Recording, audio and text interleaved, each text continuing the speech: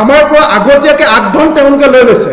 লৈ লোৱাৰ পিছত এতিয়া ক'ত কাটিছে কি মন যায় কাটিছে কেইটকাকৈ কাটিছে কেই মিনিটত কাটিছে কিমান টকা কাটিব কেতিয়া কাটিব তাৰ কোনো ধৰণৰ জাননী তেওঁলোকৰ পৰা নাই স্মাৰ্ট মিটাৰৰ আটাইতকৈ ডাঙৰ সমস্যাটো হৈছে এইটো আমি বাৰম্বাৰ অসমৰ গ্ৰাহকসকলক কৈ আহিছিলোঁ যে স্মাৰ্ট মিটাৰ কেৱল আৰু কেৱল লুণ্ঠনৰ আহিলা স্মাৰ্ট মিটাৰৰ বিৰুদ্ধে যি ধৰণেৰে 100 টকাৰ বিল ৰাতিটোৰ ভিতৰতে 1000 টকা 200 টকাৰ বিল ৰাতিটোৰ ভিতৰতে 2000 টকা পৰ্যন্ত বৃদ্ধি কৰা হৈছিল আৰু স্মাৰ্ট মিটাৰ সংস্থাপনৰ ক্ষেত্ৰত যি ধৰণে চৰকাৰী নীতি নিয়ম সকলো জলাঞ্জলি দিয়া হৈছিল আৰু স্মাৰ্ট মিটাৰ প্ৰথম অৱস্থাত ইণ্ডাষ্ট্ৰি হাই ভ্যালু কমাৰ্চিয়েল আৰু কমাৰ্চিয়েলৰ ক্ষেত্ৰত সংস্থাপন কৰিবৰ কাৰণে আহিছিল কিন্তু তাৰ বিপৰীতে ঘৰুৱা গ্ৰাহকসকলক যি ধৰণেৰে APDCL টাৰ্গেট কৰি লৈছিল তাৰ বিৰুদ্ধে আমি প্ৰতিবাদ সাব্যস্ত কৰিছিলোঁ আৰু সেই আটাইবিলাক আমাৰ মৌলিক প্ৰশ্নৰ APDCL শক্তি বিভাগৰ অসম চৰকাৰে কোনো ধৰণৰ উত্তৰ দিব পৰা নাছিল যাৰ কাৰণে গ্ৰাহকসকলে অতিষ্ঠ হৈ আমাৰ কাৰ্যসূচীৰ মাজতে তেওঁলোকে অবৈধভাৱে সংস্থাপন কৰা স্মাৰ্ট মিটাৰসমূহ উপসংমণ্ডল কাৰ্যালয়বিলাকত APDCLৰ জমা দিবৰ কাৰণে বাধ্য হৈছিল সেই সময়তে আমি দেখিলোঁ যে এই আন্দোলনটো চলি থকা অৱস্থাতে অসমৰ মাননীয় মুখ্যমন্ত্ৰী ডাঙৰীয়াই তেওঁ কৈছিল যে আমি স্মাৰ্ট মিটাৰ অৰ্থাৎ বিদ্যুতৰ বিল কম কৰিম হ্ৰাস কৰিম তেওঁ এই শেষৰ দিনকেইটাত মুখত আখৈ ফুটা দি ফুটি আছে যে আমি বিদ্যুতৰ মাচুল হ্ৰাস কৰিম আৰু সমান্তৰালভাৱে আমি সকলোৱে জানো যে এটা বিত্তীয় বৰ্ষত আমাৰ বিদ্যুতৰ মাচুল বৃদ্ধি বা হ্ৰাসৰ ক্ষেত্ৰত অসম বিদ্যুৎ নিয়ামক আয়োগ AERC Assam electricity regulatory commission তেওঁলোকে বছৰটোৰ কাৰণে চিৰাচৰিতভাৱে নিয়মীয়াভাৱে আগন্তুক বছৰটো অৰ্থাৎ 2025 চনৰ 1 এপ্ৰিলৰ পৰা 2026 চনৰ 31 মাৰ্চলৈকে বিদ্যুতৰ মাচুল হ্ৰাস হ'ব নে কি ধৰণে হ'ব কোনটো পৰ্যায়ৰ ঘৰুৱা গ্ৰাহকৰ ক্ষেত্ৰত কিমান হ'ব জীৱন ধাৰাৰ ক্ষেত্ৰত কিমান হ'ব বা ইণ্ডাষ্ট্ৰি কমাৰ্চিয়েলৰ ক্ষেত্ৰত কিমান হ'ব ইউনিট চাৰ্জ টেৰিফ সেই গোটেই কথাটো নিৰ্ধাৰণ কৰে তাৰ কাৰণে তেওঁলোকে পাব্লিক নটিচ দিয়ে তাৰ ওপৰত মানুহৰ শুনানি হয় ৰাইজৰ বা সংস্থাসমূহৰ মতামত লৈ তাৰ পাছত তেওঁলোকে নিৰ্ধাৰণ কৰে আৰু এই 2025 বৰ্ষটো আমি দেখিলোঁ যে অসম বিদ্যুৎ নিয়ামক আয়োগে এখন নটিফিকেশ্যন দিলে আৰু নটিফিকেশ্যনৰ ওপৰত ভিত্তি কৰি ৰাইজ আৰু বিদ্যুতৰ লগত জড়িত যিবিলাক সংস্থা ৰাইজক প্ৰতিনিধিত্ব কৰা গ্ৰাহক সংস্থাসমূহে তাত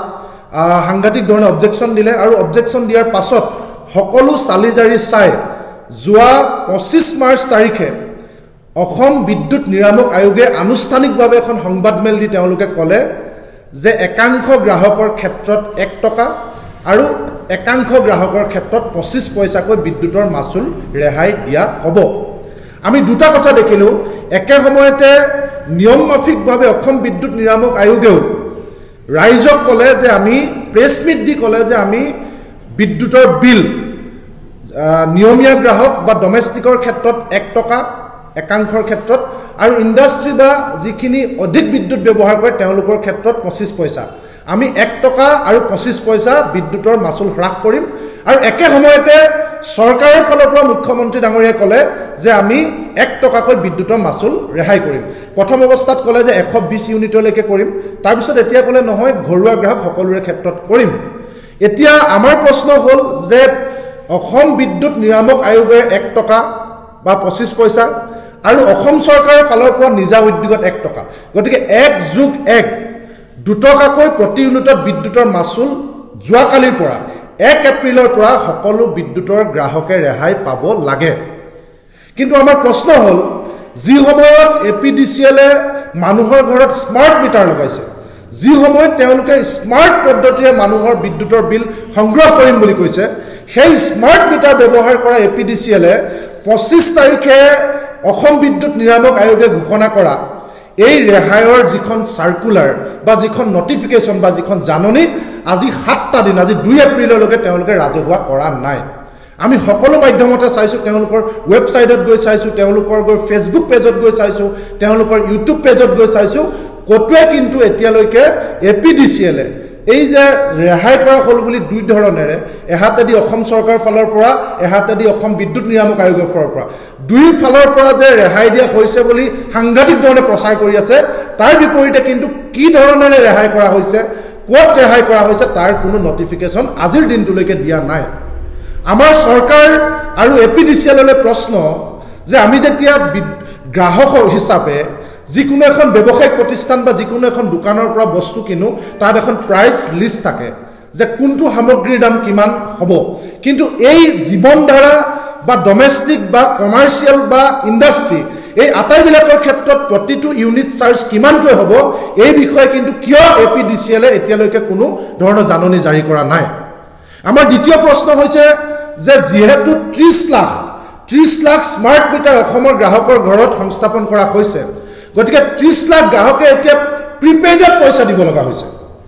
অৰ্থাৎ 30 লাখ গ্ৰাহকে এতিয়া এপিডিচিএলক আগতীয়াকৈ পইচা দিব লগা হৈছে বিদ্যুতৰ কাৰণে আপোনালোক সকলোৱে জানে যদি পইচা শেষ হৈ যায় তেতিয়াহ'লে ৰাতি 12 বজাতো কাৰেণ্ট কাটি দিয়ে তেনেস্থলত আমাৰ পৰা আগতীয়াকৈ টকা চুচি লৈ এতিয়া ক'ত কেনেকৈ কাটিছে সেই বিষয়ে গ্ৰাহকক জানিবলৈ নিদিয়ে আমাৰ পৰা আগতীয়াকৈ আগধন তেওঁলোকে লৈ লৈছে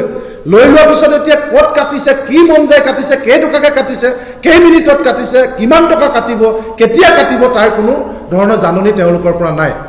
স্মাৰ্ট মিটাৰৰ আটাইতকৈ ডাঙৰ সমস্যাটো হৈছে এইটো আমি বাৰম্বাৰ অসমৰ গ্ৰাহকসকলক কৈ আহিছিলোঁ যে স্মাৰ্ট মিটাৰ কেৱল আৰু কেৱল লুণ্ঠনৰ আহিলা